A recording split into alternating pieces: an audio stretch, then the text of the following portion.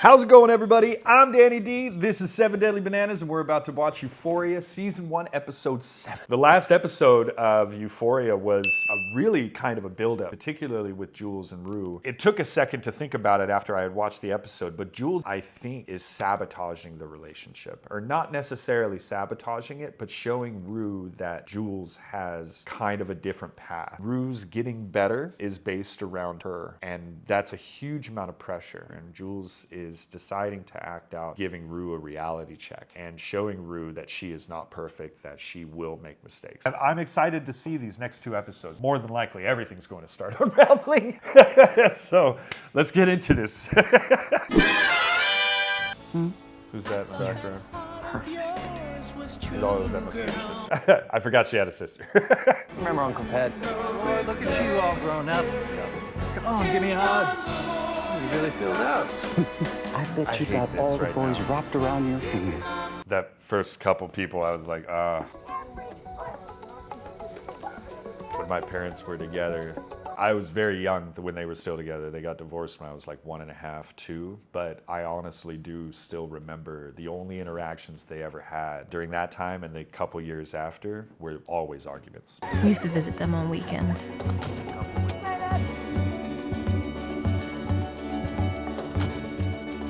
But eventually it became once every couple of weeks.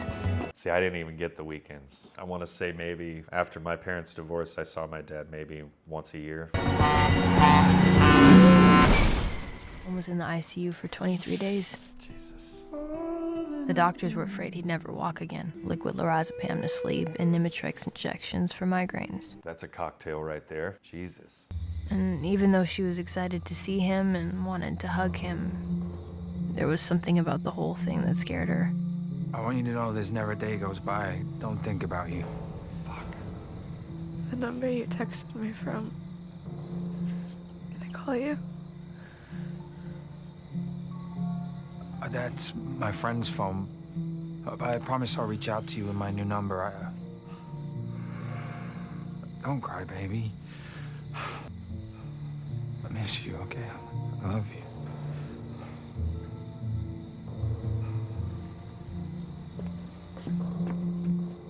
He said he needed a few things and made her promise that she wouldn't tell a soul.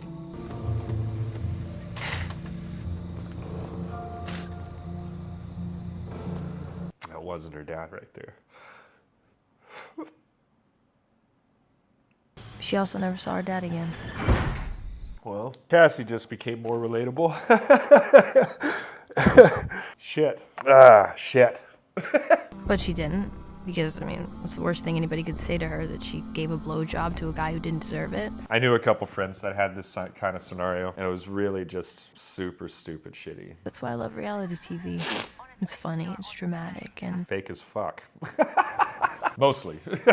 Well, you look beautiful, Cassie. You look fucking amazing. It's literally all anyone's ever told you your entire life. Siblings.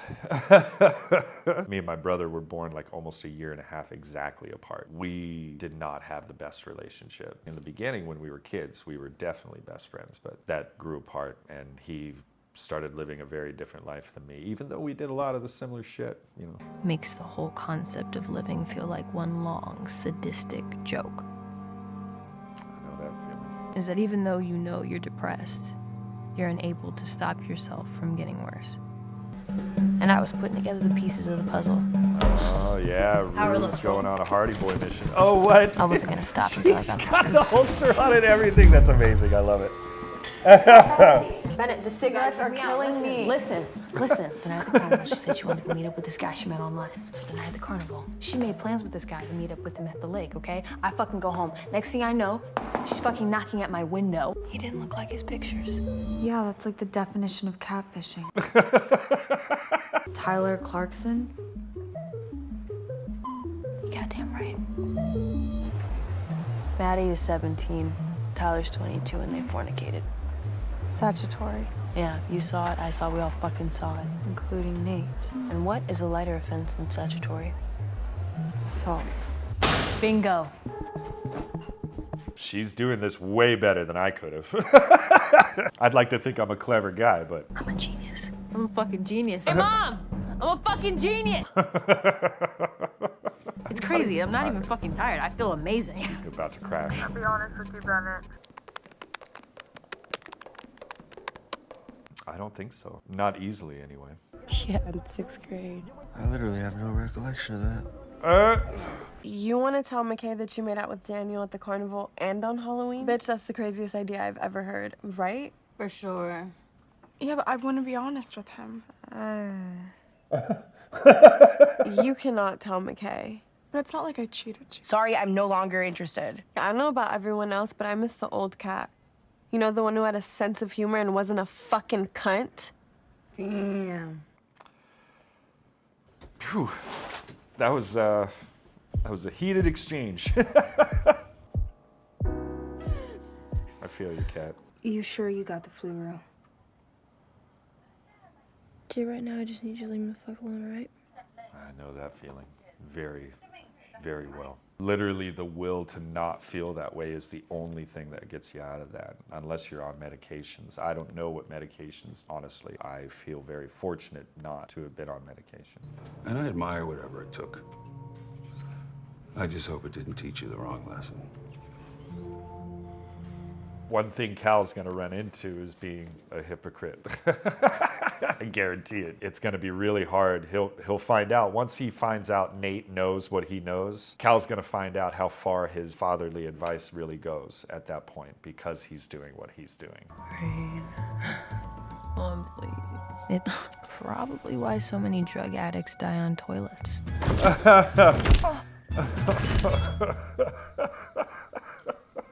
The truth is, I don't know if I've ever made that observation. I might have to look into that.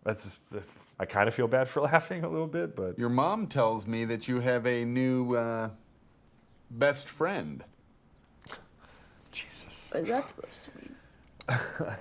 That, you know. You know what, Rick? Why don't you go fuck yourself? Yes! Someone like that. Who? Rick, don't be a smart ass. Apologize right now. Rick, I sincerely apologize for telling you to go fuck yourself. What I really meant to say is that my mom can do better, and I hate seeing you sit in the chair my dad sat in. Oh, Jesus Christ. At least she's honest. I mean, wasn't like an act-out situation. I guess to a degree it was. So you know how in every 90s thriller, right, Morgan Freeman plays like the same semi-psychic black cop? Yeah. So I know that's kind of racist, but the point is, in every movie, he's always calmly putting the fucking pieces of the case together. I know what happened, I know why it happened, and I know what the fuck I'm gonna do about it. What are you gonna do about it? We don't know what you're gonna do about it. I got a couple guns. I was gonna say. My grandma. Do you not remember the interaction with the guy? You could use one to scare Nate Jacobs. Don't get Fez involved with this shit. Really serious right now? Are you you just need to fucking sit kidding your me? manic ass down and be quiet for 5 fucking minutes, Rue. I'm not fucking playing with you. Sit down and shut the fuck up. Fuck yeah. Rue, I swear. I swear. Sit down. Tie yourself to something if you need to. Oh no. Oh no. Oh no. Yo, Rue. Oh, oh my God, really? So lonely. You're so Me too. Don't. Fuck. Fuck. Fuck. Ah, come on, Rue. I need you to start moving some weight. Shit. No, don't go there again, please. Don't go there again. If you like those highlights and you want to see more of me watching this completely unedited, hit that link below. 7 Deadly Bananas on Patreon. $5 gets you started. Get in there while you can. We got a whole bunch of stuff planned for the future. They're all ending out to the end of the year, and it's going to be a lot of fun. So if you enjoy what you're seeing right there, hit that link below, help support, and yeah, have some fun watching some TV with me. Oh, God. Dude, I felt like my heart was holding its breath. Jesus, especially in that state of mind, like he would have had Fez by the nuts at that point, like easily. I guess she isn't getting high, but I thought she had said that she was getting high, like during the pee thing, or maybe that was just what it was in the past. All you can think about is how life has always been this way. I feel like depression runs a little differently for everybody. There are obviously some major similarities, you know, in terms of like wanting to keep yourself locked in, not wanting to interact, not wanting to do those things. But how people run with that, I think, is different. I mean, I stay in bed, don't want to leave the house. Showering and even doing regular things that like just like brushing your teeth or any of the things basically that are like part of a regular day routine, all of them are thrown out the window for me. I just want to dwell in nothing. Date isn't really the right word. What she means to say is that she's a slut. Fuck you. What? It's not an insult. I mean, But you normally hook up with guys. I'm in the middle of school right now. It's a big fucking responsibility, Cassie. Again, this guy really lacks in the communications department. I get that maybe you're afraid or whatever, but you gotta pick better words, man. Cass, I don't even think you want to have this baby, okay? It's not a fucking fairy tale. Like, this may seem all cute and cuddly to you, but this is real shit. Come on, man. You're better than that. Now you're being supportive. I feel like he needs to read a book or something. Okay, this is different. Usually she's the one in control, right? It's like all of her confidence is thrown out the window. You could easily just refund the money, unless you spent it already.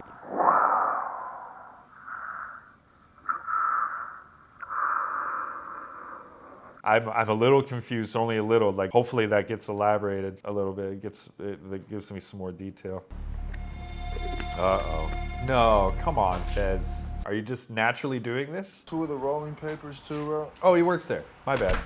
I thought he just ran the. Man. I thought he ran the ring. I don't know you what's know, been going on the with drug you, thing in the Rue, back. and Jules and shit. It's a threat. Oh fuck! You're gonna fuck with the wrong Nah, guy I'm there, just telling Nate. you, Yeah. Or what? we're not gonna be having this conversation. You're like half a retard. You dropped out of school at 20, and now you're a gangster. Oh, he's You're being a like gangster. fucking Tony Montana. What's the plan? It's gonna be 575, Playboy. God, I love Fez. I love Fez. Fez. He's a G. He's absolutely a G. And what begins to happen is all the toxins that your kidneys have pushed into your bladder begin to travel back into your kidneys.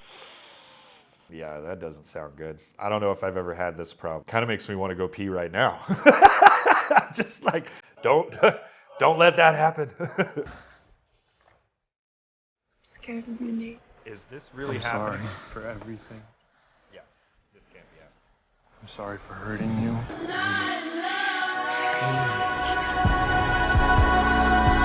This seems like a very This isn't gonna help.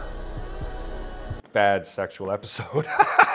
That sucks. That sucks. That whole thing, like everything that's going through her mind, obviously, and Jesus, that whole scene spoke volumes. Really did. Like said so much about what's going on through her mind.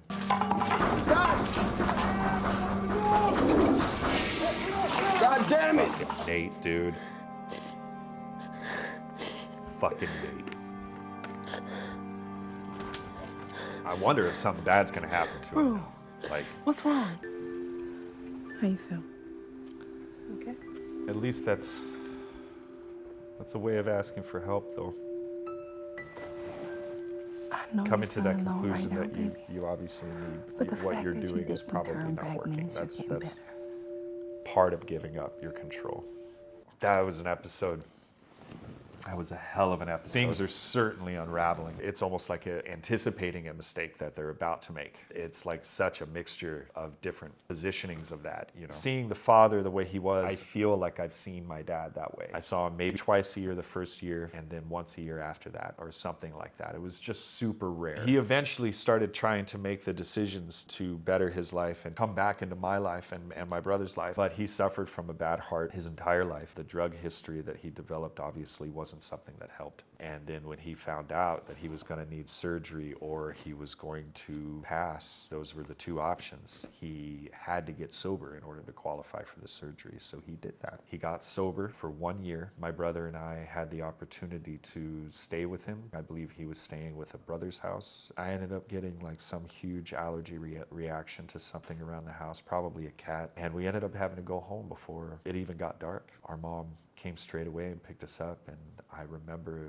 it's a very vivid memory. I remember me being in the back seat waving to Dad and him getting smaller in the vision as we drove away. And we were both kind of doing the cliche goodbye. And I was sad in the car, and you could see he was sad in there. And that was the last time I ever got to see him.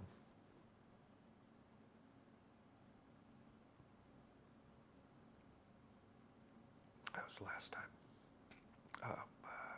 I blamed myself for a long time. I kept getting pissed at myself for getting sick or having that allergic reaction.